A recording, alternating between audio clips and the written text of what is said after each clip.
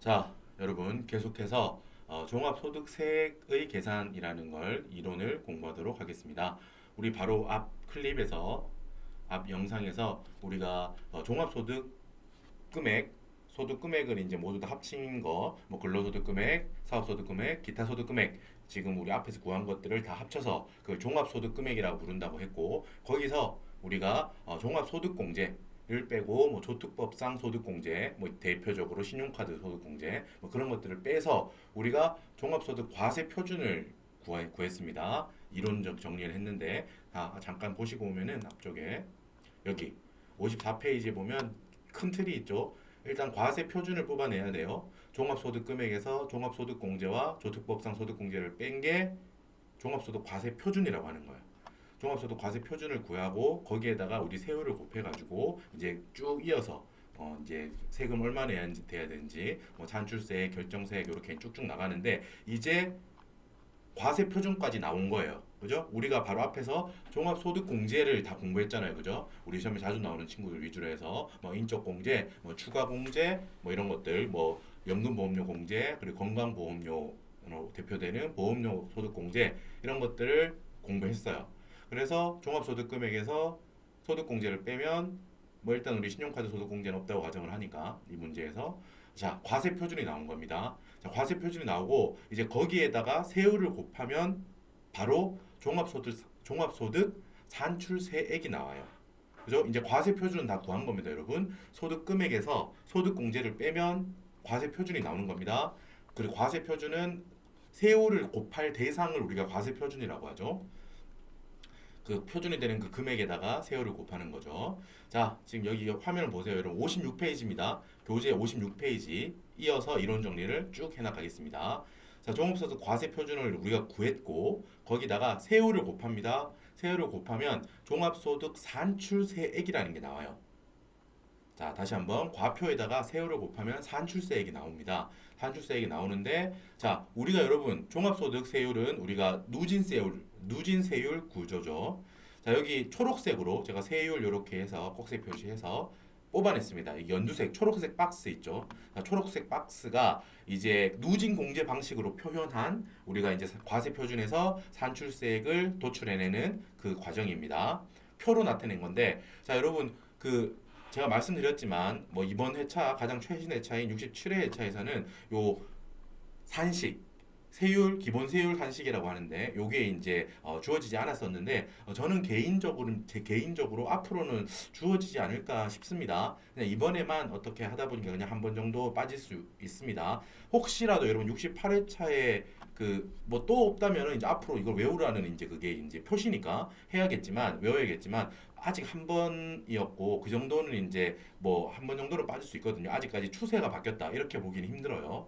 그래서 일단은 나올 거라고 예상을 이번에 앞으로 여러분들이 보실 68회차 혹은 69회차, 70회차에서 나올 거라고 이 표가 주어질 거라고 생각을 하고 합시다. 우리 근로소득공제 그리고 뒤쪽에 있는 뭐 근로세액공제 이런 것들은 다 주어지잖아요, 그죠? 이것도 주어질 거라고 생각을 합시다. 단 뭐다? 나중에 문제 2번, 문제 3번에서 보게 되는 법인세 세율은 안 주어져요, 원래. 이게 뭐 원래라는 건 없기는 하지만 우리 조사원 시험에서 쭉 그렇게 이제 뭐 관행 아닌 관행처럼 그냥 이제 쌓여 있는 그 경험이 있잖아요. 그래서 법인세율은 안 주어집니다. 법인세율은 근데 구간이 그렇게 외울 게 많지 않습니다. 우리가 주로 법인세에서 나오는 과표가 그렇게 막 몇백억, 몇천억이 나오는 법인을 우리가 하는 경우는 없기 때문에 진짜 하나만 딱 외우면 됩니다. 2억까지 10%. 이따가 법인세 공부할 때 그걸 알려드릴게요. 여기까지만 외웁시다. 이렇게. 제가 이걸 이제 딱 범위를 어느 정도 지정해 드릴 거니까 법인세율은 외워야 된다. 그건 딱 이제 두 개만 외우면 되니까 그거는 어렵지 않습니다. 외우면 되고 자 소득세율 여기 보시다시피 엄청 복잡하죠. 그렇기 때문에 다음에는 주어질 거라고 생각합니다. 그렇게 하고 공부를 합시다. 자, 한번 쭉 훑어봅시다. 어떻게 되어 있는지. 문제 이거 보고 해석을 할 줄 알아야 되니까. 여러분, 과세 표준 우리가 지금 여기서 구했죠. 이 과세 표준.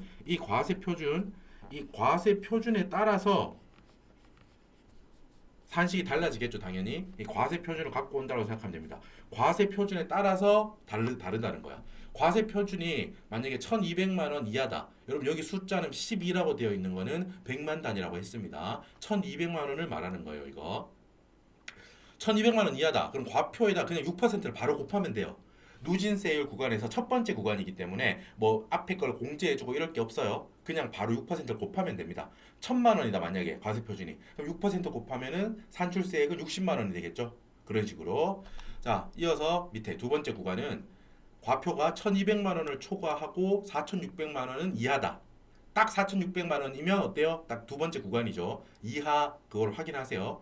1,200만 원을 초과하고 4,600만 원 이하, 딱 4,600만 원까지는 나온 그 과표가 만약에 3천만 원이다. 어때요? 3천만 원 곱하기 15%를 일단 해요. 하고 나서 여기 마이너스 1.08, 108만 원이죠. 108만 원을 빼주면 됩니다. 그게 바로 산출세액이요. 요 뒤에 여러분 빨갛게 되어 있는 빼주는 거 있죠? 이게 누진 공제 방식입니다. 그 특정 단계에서 특정 단계를 판단해서 앞 단계에 쌓여 있는 것들을 한 방에 빼주는 거예요. 앞 단계에 쌓여 있는 단계가 여러 개 쌓여 있을 거 아니야. 5단계라 그러면 1단계부터 4단계에서 쌓여 있던 것들을 한 방에 빼서 맞춰주는 겁니다. 금액을. 자, 간편하죠. 그래서 이 방법이 간편합니다. 이게 아니면은 뭐 구간별로 또 따로따로 막 계산해야 되고 그런 번거롭거든요. 이렇게 누진 공제 방식으로 아마 주어질 겁니다. 자, 4,600만 원 초과 8,800만 원 이하다. 뭐가? 과표가. 그럼 그 나온 과표에다가 24%입니다. 24%를 곱해서 이번에 얼마를 빼요? 522만 원을 뺍니다. 그리고 8,800만 원 초과 네 번째 구간이죠. 1억 5천만 원 이하. 그때는 35% 곱하고 1,490만 원을 빼주면 됩니다. 아시겠죠? 자, 그리고 아마 나온다면 위에 한 네 구간에서 나올 겁니다. 아마. 다섯 번째 구간까지도 가능성이 있긴 하죠. 1억 5천 초과 3억 이하다. 그러면 38% 곱하고 1,940만 원을 빼주면 됩니다. 이런 식으로 3억 초과, 5억 초과, 그 10억 초과 이 구간도 있긴 한데 뭐 한번 살펴보면 보시고 어떻게 하는지 아시겠죠? 방법을 특정 과표가 있으면은 과표가 나왔어. 예를 들면 1억 7천이야. 다 계산해 봤더니 그럼 1억 7천이다. 그러면은 구간이 여러분 언제예요? 요 다섯 번째 구간이죠. 1억 5천에서 3억 이하 사이잖아. 그죠? 1억 7천이다. 그럼 1억 7천 곱하기 38% 마이너스 1,940만 원. 이렇게 하면 됩니다. 그죠? 어렵지 않죠? 하는 방법만 아시면 돼요. 자, 이렇게 구해서 과표 곱하기 세율을 곱하면 이제 우리는 산출세액을 구해냈습니다. 산출세액을 구해내면 자, 이제부터 좀 외워야 될 게 생기죠. 산출세액을 구했다. 이제 세액 단계로 넘어온 거예요. 우리가 종합소득금액에서 아까 소득공제라고 해서 소득금액을 줄여줬죠. 소득금액을 줄여준 거예요. 소득공제라고 하는 거는 소득금액 자체를 작게 만들어주는 거예요. 그러니까 과세 표준을 작게 만들어준다고 보면 되죠. 과세 표준을 작게 만들어주는 거야. 그 세율을 곱할 대상이 되는 그 원본 그 자체 과세 표준을 작게 만들어줬던 게 아까 했던 뭐 인적 공제, 뭐 추가 공제, 뭐 경로자 공제 이런 것들 있죠. 보험료 공제, 소득 공제. 그러니까 소득 공제는 과세 표준을 만들 때 빼주는 게 공제하는 거 빼준다는 의미잖아요. 공제한다는 건 뺀다는 의미죠. 소득 금액에서 뭘 빼서 과표를 만드는데 소득 공제를 빼서 과표를 만들죠. 그러니까 과표를 만드는 그 단계에서 빼주는 게 소득 공제인 거예요. 이제 여러분 이제 우리는 뭐 어떤 단계로 넘어왔어요? 세액 단계로 넘어왔죠. 세액 단계. 자, 이제 세액도 종합소득 산출세액이 나왔죠. 그러니까 원칙대로 하면 과표 곱하기 세율 하면 산출세액이 나왔으니까 이거 내라는 거죠. 기본적으로는 낼 세금은 기본적으로는 이건데 자, 세법이 말하는 거예요. 야, 서운하지? 너 이거 다 내라고 하면 서운하잖아. 네가 이제 그 1년 동안 뭐 여기저기 뭐 돈 쓴 게 있고 뭐 부양가족을 위해서 쓴 돈이 있고 한다면은 그게 생계를 위해서 이제 쓴 거니까 어느 정도는 빼줄게. 세액 단계에서 세금 단계에서 이제 낼 세금 단계라고 생각하면 됩니다. 낼 세금을 산출했어요. 산출세액. 계산에는 산출세액이 나왔는데 거기서 좀 빼줄게라는 겁니다. 그죠? 이제 과표 단계에서 빼줬던 소득공제와 지금 세액 단계에서 빼주는 세액공제를 이제 구별해서 공부를 우리는 해야 돼요. 빨간색으로 되어 있죠, 여러분. 종합소득 이제 세액공제 이게 이제 우리 시험에서의 이제 핵심이 되겠죠, 또. 자, 위에서 소득공제 중요했고, 뭐 인적공제, 추가공제 다 중요하고 여기 이제 세액공제도 매우 중요합니다. 그래서 일단 산출세액에서 세액공제를 빼서 나오는 게 뭐예요? 이제 결정세액. 이제 낼 세금으로 결정됐다 뭐 이런 느낌으로 보시면 됩니다. 여기에서 여러분 뭔가 뭐 이제 세법적인 의무나 이런 거를 다 못한 게 있어가지고 위반하거나 이런 게 있어서 가산세를 낼 게 좀 있대요. 이 사람이. 그럼 그 가산세도 내야겠죠. 추가적으로 결정세액에다가 가산세를 더해서 나오는 게 총 결정세액이에요. 그러니까 여러분 뒤쪽에 밑에 있는 거는 이 지금 산식에서 밑에 있는 것들은 이 자잘자잘한 그냥 조정이라고 보시면 돼. 기본적으로는 여러분 큼직하게 이 사람이 내야 될 세금은 이 산출세액인데 세법이 야 너 그 다 내면 힘드니까 네가 들어간 뭐 자녀 키우는데 들어간 돈이나 이것저것 있잖아 의료비 교육비 보험료 이것저것 돈 들어간 것들 내가 좀 빼줄게 세금 내는 데서 좀 빼줄게 세액공제 빼요. 그럼 결정세액이 나온다고 했죠. 내 세금으로 결정됐다고 생각하면 돼. 이게 큰 흐름입니다. 여기에서 더 낼 게 있다면 가산세라는 걸 더해서 우리가 그걸 총결정세액이라고 부르고 그리고 총결정세액 내려고 했는데 작년에 조금 미리 낸 게 있대요. 이거 중요한 개념이죠. 자, 내가 예를 들면 소득을 지급받을 때 나한테 소득을 지급하는 자가 야, 내가 이 원천 너 소득이 원천이 되는 여기서 먼저 내가 징수를 해서 나라에 내놓을게 라고 해서 떼고 나한테 돈을 준다는 거지. 자, 예를 들면 다시 한번 내 근로자예요. 그럼 내가 월급 받을 때 월급 명세표 보세요, 여러분. 이 보면 소득세라고 떼져 있잖아. 소득세라고 떼져 있습니다. 그거는 나한테 월급을 주는 주체가 뭐 회사나 법인이든 나한테 월급을 주는 주체가 미리 일정 정해져 있습니다. 근로소득 그 세액표가 있습니다. 그것도 원천징수 세액표가 있어요. 그 정해진 세율을 따라서 공제하고 떼서 나머지만 나한테 주고 그거는 나라에 내놓는 거예요, 미리. 그게 바로 원천징수잖아요. 그죠? 원천에서 내가 갖고 있는 그 원천에서 미리 징수당했다는 뜻이죠. 그래서 회사에서 그걸 미리 내놓는다고. 기타 소득도 마찬가지죠. 우리가 공부했던 기타 소득도 원천징수 공부했잖아, 그죠? 무조건 분리과세 할 때도 무조건 분리과세는 무조건 분리 복용골 뭐 이런 거. 그리고 무조건 분리과세가 아니더라도 지급을 할 때 내가 기타 소득을 나한테 지급을 할 때 그 상대방이 기타 소득 금액의 20% 총수익 금액 아니죠? 총수익 금액 아니고 필요경비를 뺀 총수익 금액에서 필요경비를 뺀 기타 소득 금액의 20%를 미리 떼서 나라에 내놓는다는 거예요. 그리고 그 나머지만 내가 받는다고. 그죠? 떼고 받았다고 했죠? 그럼 그 뗀 건 여러분 결과적으로는 내 거였죠, 내 거. 그러니까 이 소득을 지급받는 자가 원래 받았어야 될 거잖아요. 그죠? 근데 그 현행 세법 체계상 나중에 이제 어차피 소득세를 낼 거니까 그걸 뭐 담보하는 차원이기도 하고 미리 좀 내놓는 차원이기도 하고 소득의 그 원천을 파악하는 차원이기도 하고 여러 가지 차원에서 제도가 그렇게 만들어져 있는 거예요. 저거는 내가 낸 거라고 내가 낸 거. 맞죠?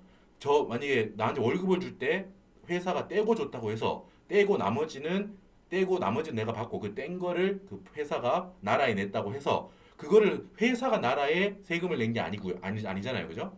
내가 낸 거예요. 내가 낸 거. 원래대로 하면 내가 전액을 받아서 내 다음 해에 세금을 다른 거랑 합쳐서 계산해서 세금을 다 내야 되는 게 기본적인 건데 우리가 원천징수 제도라고 하는 게 있기 때문에 미리 좀 떼서 내놓는 거예요. 그죠? 그래서 내 통장에는 찍히지 않았지만 일부분 나한테 안 오고 나라에 미리 가 있는 게 있다는 거지.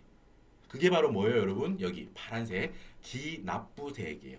기라고 하는 건 여러분 이미 납부했다는 뜻입니다. 이미 납부되어 있는 세액이 있다는 거야. 원천징수 세액이 그 대표적이겠죠. 내가 받았던 작년에 받았던 2022년에 받았던 소득을 지급받으면서 원천징수해서 소득의 지급자가 나 대신 미리 나라에 내놨다는 거지. 그죠? 그게 원천징수 세액. 내가 낸 거잖아. 그지? 형식은 저 사람이 냈지만 실질적으로는 내 돈으로 낸 거니까 이제 정말 2023년 5월 다음해 5월에 소득세 신고를 할 때 이제 총결정세액은 전부 계산을 해서 이제 이만큼 내야 돼라고 하는데 잠깐만요. 선생님, 국세청 선생님, 과세당국아 내가 작년에 원천징수 당한 거 있잖아요. 이만큼은 빼야 되지 않습니까? 내가 미리 냈는데요. 라는 거죠. 맞죠? 그러니까 미리 냈으니까 그만큼은 기납부세액으로 그래 알았어 맞아 지금 나라에 들어와 있어 그건 빼고 내라는 거예요. 그게 원천징수세액입니다. 그리고 이게 중간연합세액도 요 중간연합세액은 뭐예요, 여러분? 중간에 말 그대로 어렵게 생각할 거 없습니다. 중간에 미리 한번 내는 경우가 있습니다.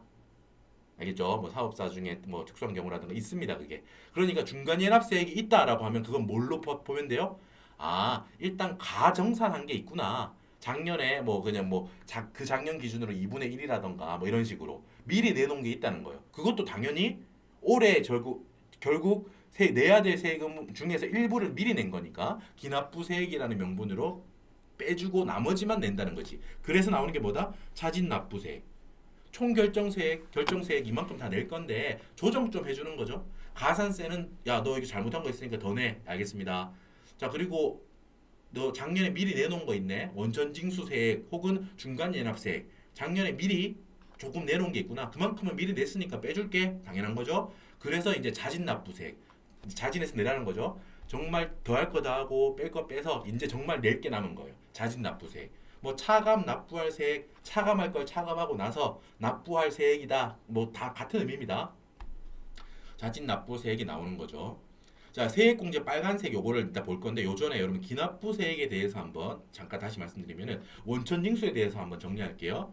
자, 여기서 빼주는 기납부세액은 종합과세되는 소득의 원천징수세액만 여기 포함됩니다. 무조건 분리과세되는 거 있었죠. 아까 전에 대표적으로 기타 소득 금액, 기타 소득에서 우리가 뭐지 무조건 분리, 복용골, 뭐 복권, 뭐 연금에 수령하는 연금소득, 그리고 골동품 서화, 뭐 양도 기타 소득 그런 것들 무조건 분리된다고 했죠. 20%나 뭐 경우에 따라서 복권인데 3억 초과다 그러면은 30%, 그 연금에 수령하는 경우는 15% 이렇게 떼진다고 했죠. 원천징수가. 그 경우에는 무조건 분리과세되죠. 그때 뗐던 원천징수세액은 떼지 않습니다. 떼지 않는 게 아니고 여기 넣지 않습니다. 기납부세액에. 왜? 윗단계에서도 포함이 안 됐죠, 지금. 여기 과세 표준에 들어오지도 않았잖아. 걔는 그걸로 그냥 종결입니다. 그죠? 그걸로 종결되는 거야. 독립적으로 그냥. 독립적으로 소득 금액이 있고 거기에다가 원천 징수를 했고 그걸로 그냥 독립적으로 끝났다라는 거예요. 원천 징수 된 거는 맞아요. 하지만 그거는 그 독립되어 있는 걸로 끝났다라고 생각하는 거예요. 여기서 기납부세액으로 빼주는 거는 자 종합과세돼서 이 종합소득 과세 표준에 합쳐진 항목들에 연결되어 있는 원천징수만 여기서 기납부로 빼주는 겁니다.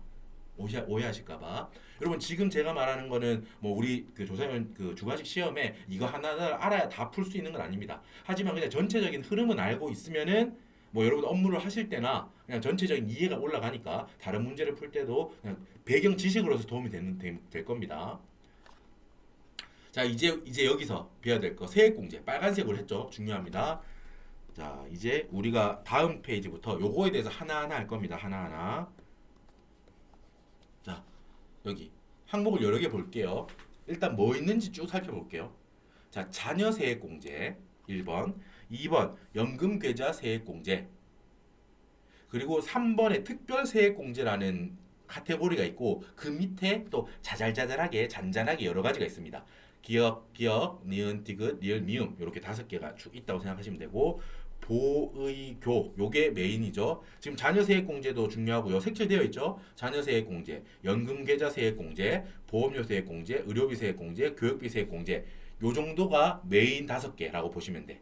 우리 시험에서 나올 확률이 가장 높은 메인 카테고리 5개.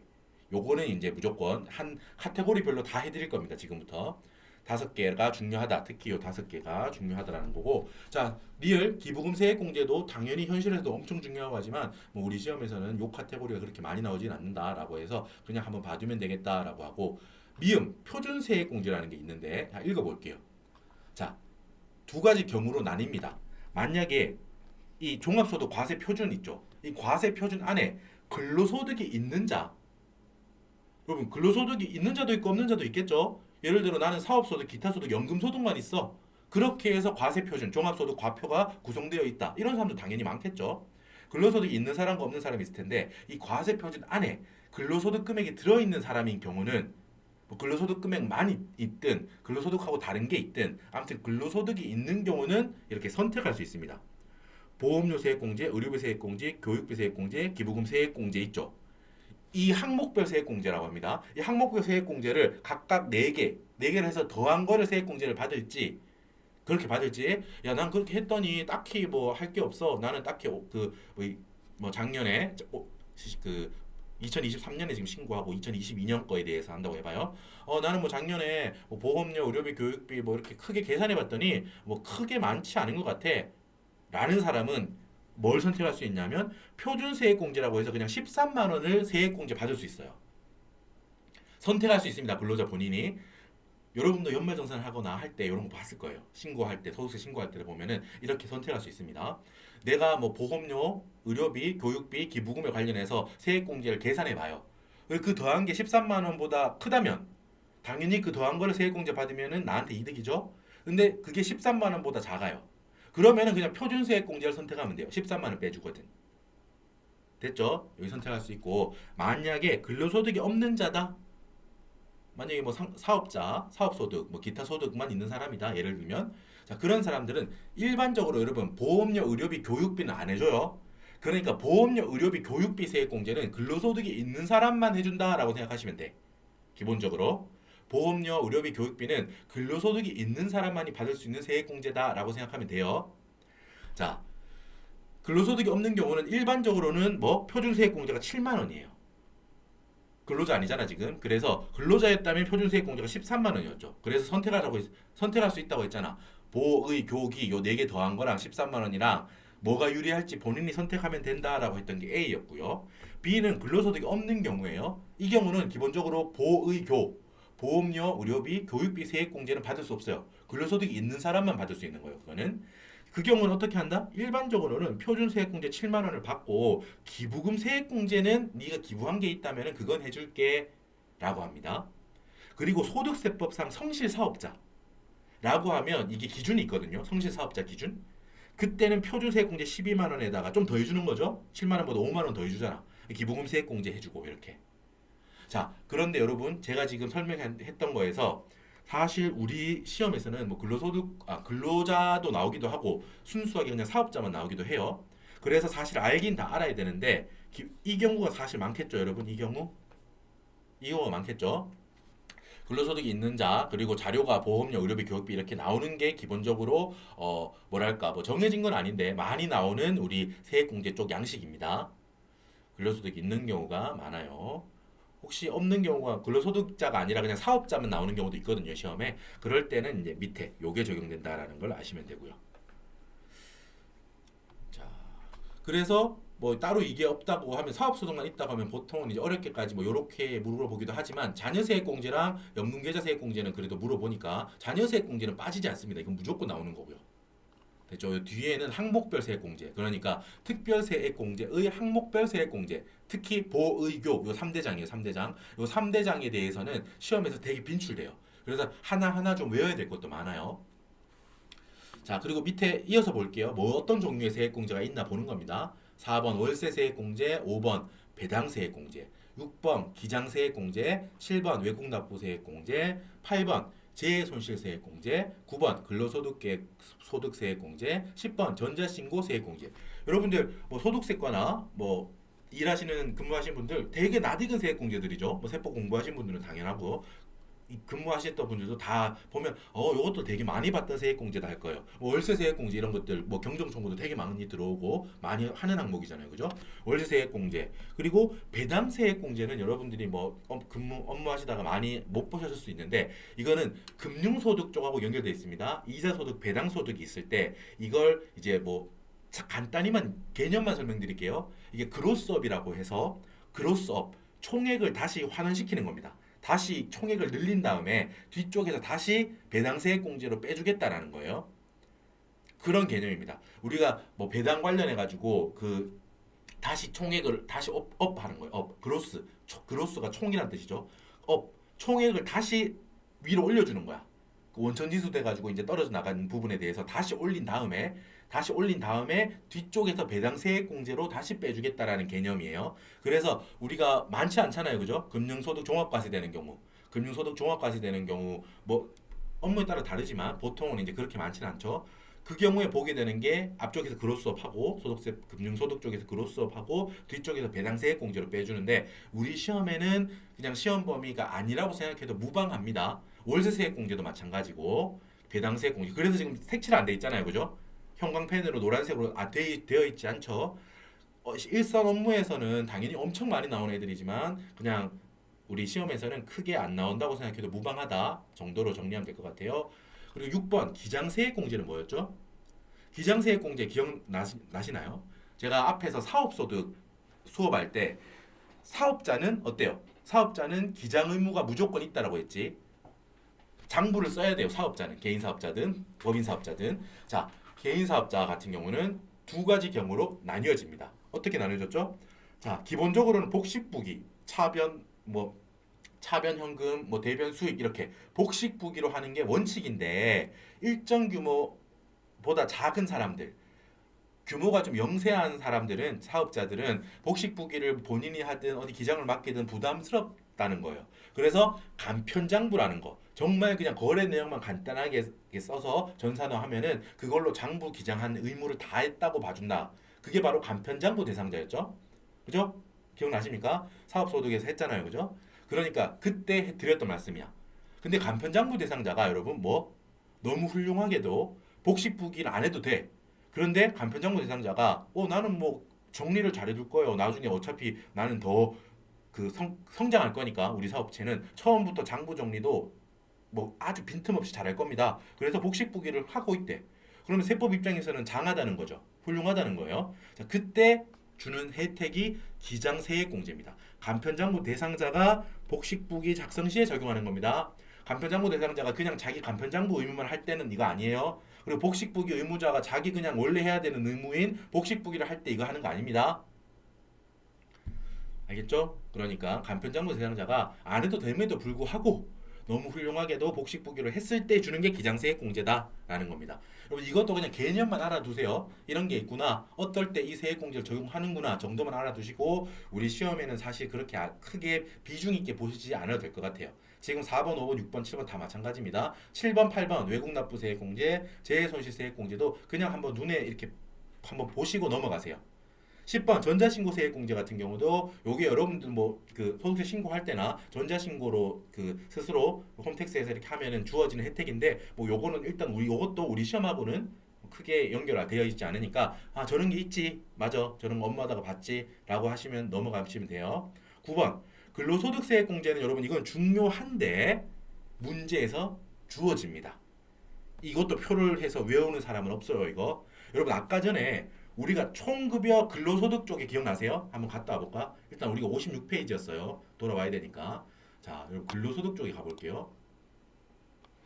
여기 처음에 문제 1번에 물음 1번 총급여액과 근로소득 금액을 하라고 했죠? 이때 여러분 근로소득 금액은 어떻게 나왔어요?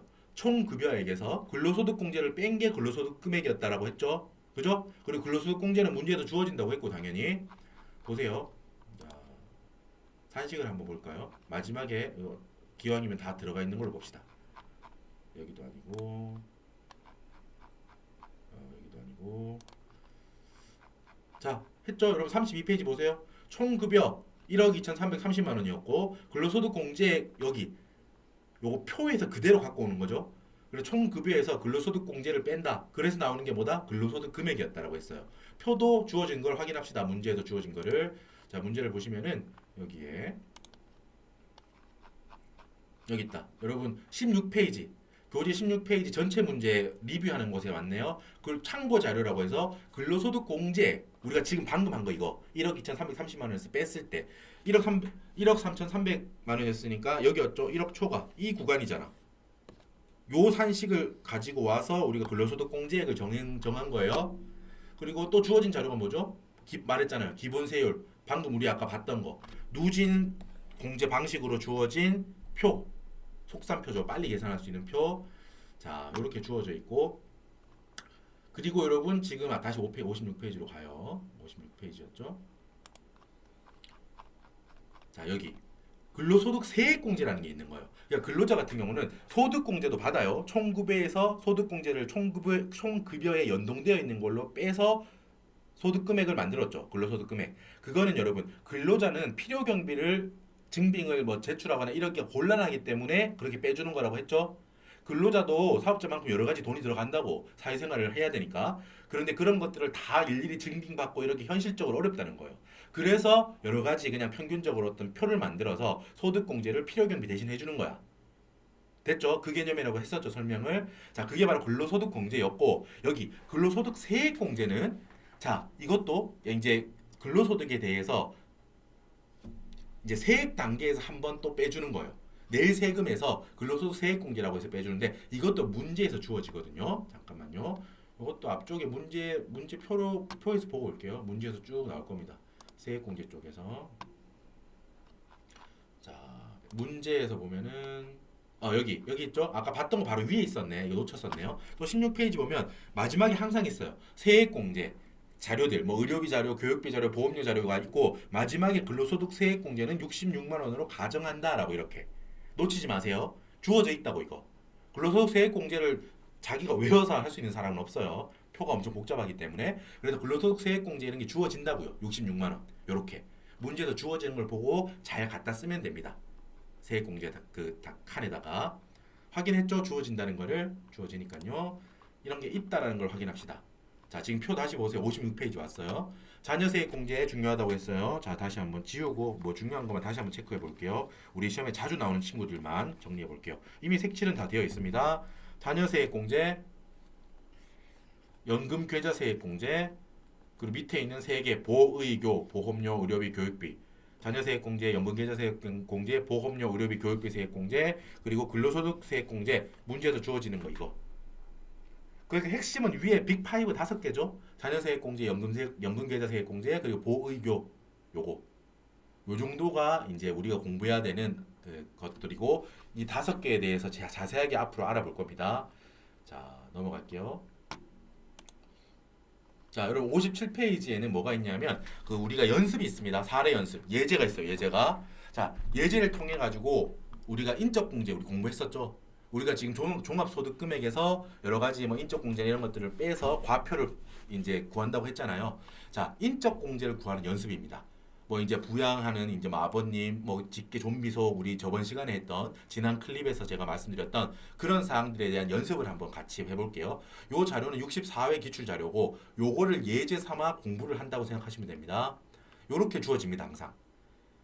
생계를 같이 하는 부양가족의 현황. 자, 여러분 전제가 부양가족 생계를 같이 하는 사람, 내가 본인이 이 사람들의 생계를 책임지고 있다는 거죠. 그 경우를 봅니다. 2022년 12월 31일 현재라고 해요. 본인 56세 소득 자료는 위에 주어져 있는 거죠. 아까 뭐 근로소득 자료 금액이 어떻다, 사업소득이 어떻다, 기타 소득이 어떻다 그거고 세대주 나라는 거야. 여러분 본인은 여러분 무조건 어떤 것도 따질 거 없습니다. 뭐 나이 요건, 소득 요건 그럴 필요가 없어. 당연히 나는 들어가야지. 그죠? 그러니까 본인은 무조건 기본공제 대상이야. 동그라미. 기본공제는 뭐였어요, 여러분? 1인당 150만 원 빼주는 거. 소득금액에서 1인당 150만 원 빼주는 그거 말하는 거죠. 자, 배우자 보겠습니다. 배우자. 나이 54세. 여러분, 제가 이론 정리했던 거 여러분들도 떠올리면서 한번 해보세요. 떠올리면서. 자, 나이 54세. 여러분, 배우자 나이 요건 있었습니까? 없었습니까? 없었죠. 그죠? 배우자는 나이 요건은 없었고 소득 요건은 있었어요. 그러니까 나이는 보고 이거는 문제될 거 없다라는 거예요. 동그라미 치는 거는. 커트라인을 통과했다 이렇게 생각하시면 돼요. 체크할 때 혼자 공부할 때. 자, 양도소득금액 나이는 통과했는데 양도소득금액이 2천만 원이 있대요. 제가 뭐라고 했습니까? 여러분 소득금액 요건은 뭐라고 했죠? 소득금액 요건은 100만 원 이하여야 돼. 여기 100만 원 이하. 요 1이 100만 원이죠. 100만 원. 100만 원 이하여야 돼요. 그 제가 말했던 그때 소득금액이라고 하는 뭐라고 했습니까? 종합소득금액 더하기 퇴직소득금액, 양도소득금액 이 세 개를 다 더한 금액이 100만 원 이하여야 본인, 나의 부양가족으로 해서 기본공제 150만 원을 받을 수 있는 겁니다. 맞죠? 그래서 배우자는 나이 요건은 통과했지만 소득금액 요건은 통과 못했어요. X. 기본공제 못 받아요. X. 이런 식으로 하는 겁니다. 여러분 이론 정리했던 게 바로 문제화되는 거를 아실 수 있죠, 여러분? 이런 식으로 하는 겁니다. 같이 연습 계속 해볼게요. 장남 26세 보고 일단 그 생각이 들죠. 비속은 여러분 나이 요건이 어떻게 됐죠? 만 기준이고 당연히 20세 이하여야 됐어. 그러니까 20세까지만 됐어요. 그죠? 그래서 그러면 나이 요건 때문에 탈락인가 싶죠? 탈락인가 싶죠? 자, 하지만 조금 더 있어. 이따 따라와 보세요, 일단. 소득 내역을 봐버립시다, 일단 옆에. 일용 근로소득이 500만 원 있는데, 500만 원? 아까 뭐 총급이 500만 원 그건가? 여러분 아닙니다. 일용 근로소득은 분리과세돼요. 일용 근로소득은, 일용 근로자들은 받은 돈이 바로 분리과세로 끝납니다. 그러니 아까 전에 여러분 소득금액 요건을 위해서 뭐라고 했죠? 종합, 퇴직, 양도 요 세 개를 더한 거라고 했죠. 분리과세 소득은 없죠. 여기 안 보이죠? 그러니까 분리과세 되는 거는 얼마가 있든 상관없는 거예요. 소득 요건이 통과된 겁니다. 이거는 됐습니다. 소득 요건은 오케이예요. 분리과세 되니까. 자, 이제 나이 요건을 한번 생각해 볼게요. 20세 이하여야 되는데 옆에 비고에 뭐라고 적혀 있죠? 26세 대학원생이네요. 근데 장애인이래요. 장애인. 장애인. 여러분 장애인 기억나십니까? 제가 장애인이랑 기초수급자 같은 경우는 어때요? 원래 부양가족은 여러분 나이 요건과 소득 요건 두 개 다 충족해야 되죠. 20세 이하, 60세 이상 둘 중에 하나를 충족하면서 소득 요건 100만 원 이하도 맞아야 돼요. 둘 다 충족해야 돼. 그런데 장애인이나 기초수급자라면은 여러분 뭐는 보지 않겠다? 연령은 즉 나이 요건은 보지 않겠다라는 거야. 이거 위에 장애인은 나이 요건, 연령 요건 20세 이하여야 되죠. 비속은 그거는 보지 않겠다는 거예요. 소득 요건만 충족하면 된다는 거지. 장애인이기 때문에 맞죠? 그러니까 어때? 나이 요건이 통과된 거예요. 이거는 나이 요건 때문에 기본소득 나이 요건 때문에 기본공제를 못 받는 대상이 아닌 거죠. 맞죠? 자, 분리과세 되니까 소득 요건도 맞아요. 그러니까 여기 동그라미 장남은 통과했습니다. 기본공제 150만 원을 받을 수 있습니다. 자, 이제 밑에 장녀 볼게요. 장녀 17세 어때요 여러분? 20세 이하죠? 비속 자식들은 20세 이하 됩니다. 부모님 비속 존속은 60세 이상이셔야 되고 형제 자매는 60세 이상 혹은 20세 이하여야 되고 기억나시죠? 나이 요건. 자, 17세니까 비속 20세 이하니까 됐습니다. 소득은 없네요. 오케이. 뭐 고등학생이다. 오케이. 장녀는 기본공제 대상이 됩니다. 그 위탁아동 볼게요. 위탁아동. 위탁아동이 있어요. 내가 위탁해서 위탁아동 내가 좀 키워주고 있대. 10세고 소득 없어요. 옆에 보세요. 2022년 6월 1일부터 위탁 양육하기 시작했고 초등학생이래요. 여러분 위탁 아동일 때 요건 기억나십니까? 그때 6개월 이상 양육해야지 기본공제 대상이 된다고 했어요. 여러분 이게 좀 디테일한 면이 있는 그 규정이 또 있습니다. 예를 들어서 뭐 올해 뭐 4달밖에 못했어. 예를 들면 9월 1일이면 4달인가요? 9, 10, 11, 12 그죠? 예를 들어서 2022년 9월 1일부터 내가 위탁하고 있대요. 위탁 아동을 키우고 있대요. 4달이죠. 2022년에는 못했대. 대상이 아니잖아. 2022년 기준으로 6개월 이상 양육 안 했잖아요. 2023년으로 갔어요. 내가 계속해서 3달을 더 했대요. 2023년 1월, 2월, 3월. 그러면 엄밀히 따지면 어떻게 돼요? 2023년 기준으로 하면은 2023년 소득 계산할 때는 2023년에는 3달 양육했죠. 그러니까 또 23년이 안 돼. 그죠? 이거 좀 이상하잖아요. 그죠? 그래서 이런 경우라면은 2023년에는 해줍니다. 이런 좀 디테일한 거긴 합니다. 지금 말하는 내용이 되게 이제 그 세부 사항에 있는 거예요. 원래 그 해 6개월 이상 위탁 아동을 키워야 이렇게 소득 공제 기본 공제 대상으로 해주는데 방금 제가 말했던 것처럼 첫 번째 해에 4달, 두 번째 해에 3달. 그러면 6개월 이상을 했는데 이게 쪼개져 있는 거잖아요. 지금 6개월 이상이라는 기간이. 그때라면은 두 번째 해에 체크해서 2022년에 너 4달 했는데 못 받았구나. 올해 한 거 3달이랑 합쳐서 2023년에 기본공제 해줄게. 요런 게 있습니다. 그냥 알아만 두세요. 혹시 이제 뭐 디테일하긴 하지만 또 나올 수 있긴 하죠. 그러니까 혹시 비고에 그런 멘트가 나온다라고 하면 혹시 문제 이렇게 나올 수 있겠지. 예를 들면 올해는 3개월밖에 못했어.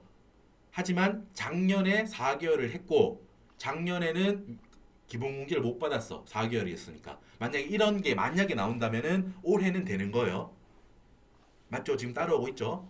그래서 일단 그거 방금 말한 거는 여기 나와 있는 사항이 아니라 제가 혹시나 해서 한 번 더 말씀을 드렸던 거고 지금 여기만 보면 6월 1일부터니까 7개월 했죠? 2022년에 7개월 위탁했죠? 위탁아동 키웠죠? 그러니까 동그라미 위탁아동 되는 겁니다. 입양자 그리고 입양자가 나이가 6세 뭐 20세 이하니까 오케이 소득도 없어요. 오케이 나이 요건 소득 요건 되는데 자 입양자는 오케이입니다. 그러고 나서 한 가지 더 체크해야 될 게 보세요. 올해 입양했네요. 2022년 8월 달에 입양을 했대요. 자, 그렇다면은 우리가 자녀 세액공제 쪽에서 보면은 출산이나 입양했을 경우에 세액공제가 또 있습니다. 첫째를 출산 입양했을 때는 30만 원 세액공제 해주고, 둘째를 출산이나 입양했을 때는 50만 원, 셋째 이상을 출산이나 입양했을 때는 70만 원을 세액공제 해줘요. 나라에서 지원해 주는 거죠. 자, 요것도 있겠구나라는 거를 머릿속에 링크를 딱 걸어놔야 돼. 요거 이따가 보자. 요렇게 자녀 세액공제는 여러분 무조건 시험에 나와요. 이거 보세요. 가족 현황 요것도 무조건 나오고, 똑같이 나오진 않아요. 조금씩 달라지긴 하지만 자녀가 무조건 있게 나온다고, 몇 명이. 그러니까 예를 들어서 이번 회차에 보험료 세액공제 이런 건 안 나올 수 있어. 어떤 회차는 나오고 어떤 회차는 안 나오고 이럴 수 있습니다. 하지만 이 기본 공제 그리고 뭐 추가 공제 있죠. 뭐 경로자 공제라던가 장애인 공제 이것 무조건 나오고요. 무조건 체크해야 되고, 자녀 세액공제도 무조건 나옵니다. 자녀가 있는 사람들로 해서 우리가 문제가 주어지는 경우가 대부분이기 때문에 잘 보셔야 돼. 자녀 세액공제. 다른 세액공제는 못해도 자녀 세액공제는 어렵지 않으니까 단순 몇 개만 암기하면 되고 하니까. 자, 그리고 부친 볼게요. 아버님 내가 모시고 살고 있네요. 부친 82세다. 자, 여러분 어때요? 직계 존속이죠. 아버님, 어머님, 부모님 60세 이상이시니까 오케이. 나이 요건 오케이입니다. 자, 그리고 여기 은행이자 1,500만 원이 있는데 요것도 주의하셔야 돼. 그러면은 소득 금액 100만 원 넘으니까 안 되나?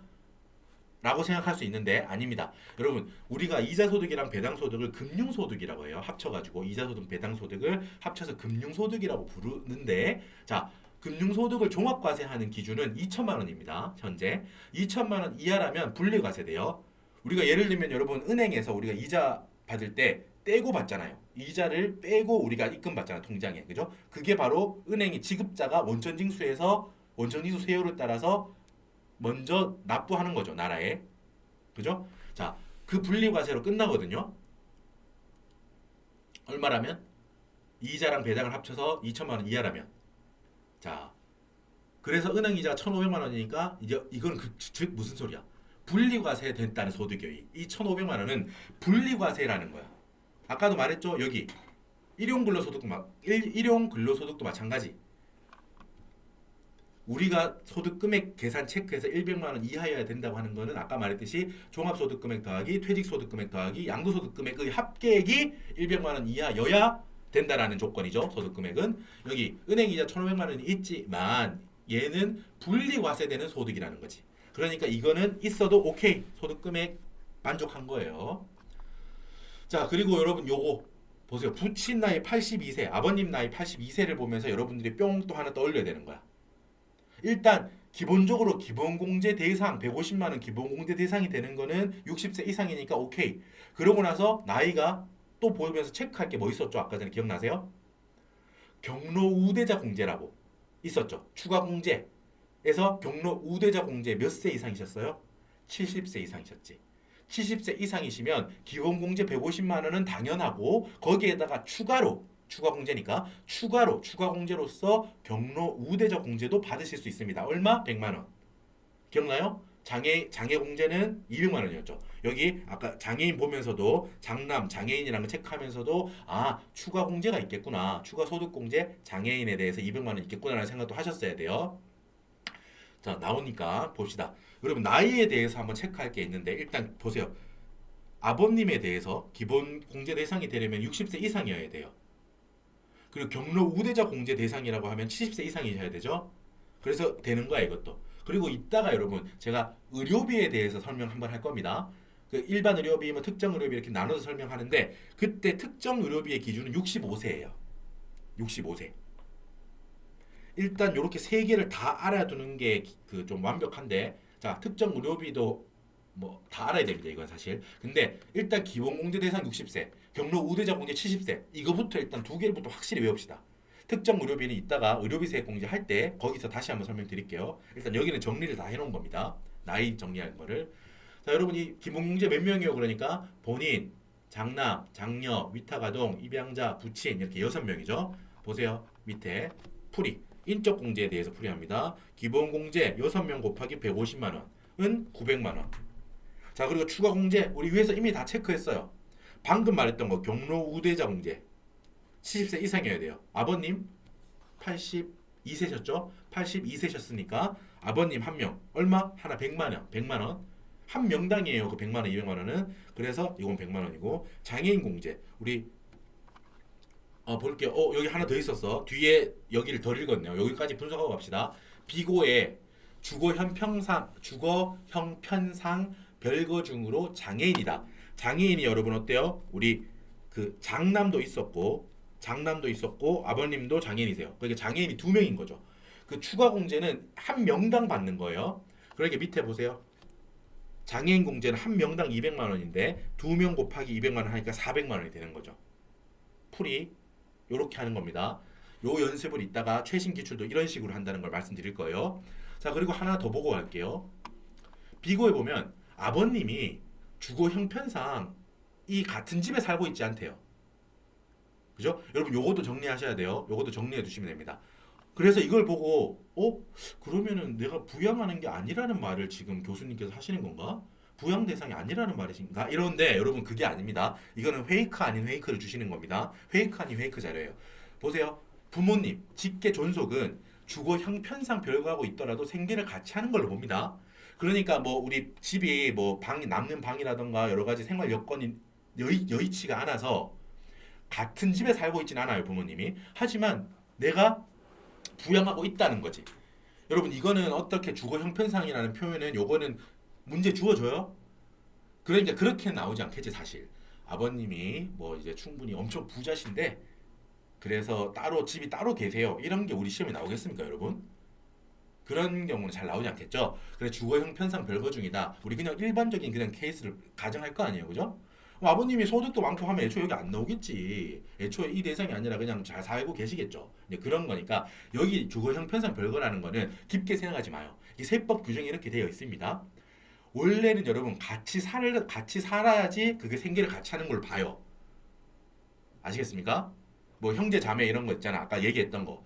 여기 생계를 같이 한다고 했잖아요. 여기 표현이 기본적으로 생계를 같이 한다고 하면 같은 집에 살면서 내 월급이나 내가 얻는 다른 기타 소득이나 사업 소득으로 내가 부양하고 있다. 같이 내가 생계를 꾸리고 있다. 내가 모시고 있다. 이런 느낌인데 아버님, 어머님은 표현이 딱 나와. 주거 형편상 어쩔 수 없이 따로 있다는 거예요. 별거 다른 집에 있다고요. 주거 형편상. 이거는 딱 느낌이 부모님은 주거 형편상 별거하고 있더라도 생계를 같이 하는 걸로. 즉 본인인 내가 부양하고 있는 걸로 봐서 내 기본 공제로 빼주라는 말입니다. 이거. 오해하지 마세요. 한 번만 그냥 들어두면 되겠죠? 자, 그리고 옆에 한 가지 더 우리 알고 가야 되는 거. 여러분, 내 배우자, 남자라면은 그 부인, 여자라면은 남편, 배우자와 자녀, 직계 존속은 여러분 동거 여부하고 무관하게 그냥 생계를 같이 하는 걸로 봅니다. 무슨 말이냐? 여러분 배우자하고 자식은 뭐 주거 형편이고 뭐고 상관없다는 거예요. 그냥 내가 기본공제 대상으로 넣을 수 있다는 거야. 내 자식이 뭐 지방에 어디 대학을 가서 거기서 뭐 딸고 살고 있든 그게 주거 형편에 의한 거든 학업에 의한 거든 뭐 직장에 의한 거든 상관없다는 거예요. 소득 요건, 나이 요건만 맞으면 내 배우자와 내 자식들은 내 기본공제 대상자로 본다는 거예요. 생계를 같이 하는 걸로 본다고요.